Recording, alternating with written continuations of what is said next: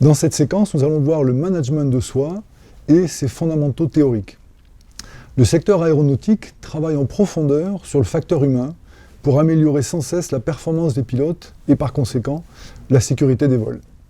Ces travaux, nourris par les recherches les plus récentes en neurosciences et en neuropédagogie, ont permis de concevoir un modèle de compétences générique qui peut s'appliquer dans toutes les entreprises et toutes les industries. Il s'agit en fait de combiner le travail en équipe avec la notion de leadership et la communication, l'innovation avec la créativité et l'agilité, la capacité à s'adapter, enfin l'expertise métier qui comprend les connaissances et l'application des procédures, tout en étant opérationnel avec la capacité à gérer une charge de travail et la capacité de décision pour agir. La découverte la plus intéressante n'est pas la description de ces compétences que l'on retrouve dans la majorité des entreprises, mais dans la source essentielle de ces compétences, le management de soi. Ce management de soi passe par la connaissance de soi, et notamment du fonctionnement de nos trois batteries, tête, cœur et corps. Chacun a un profil de préférence cérébrale avec des talents naturels qui définissent sa zone de confort, mais aussi sa limite de perception d'une situation.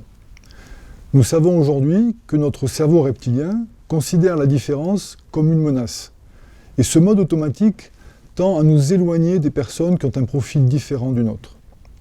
Alors que l'écoute de la perception d'une situation pourrait enrichir la nôtre.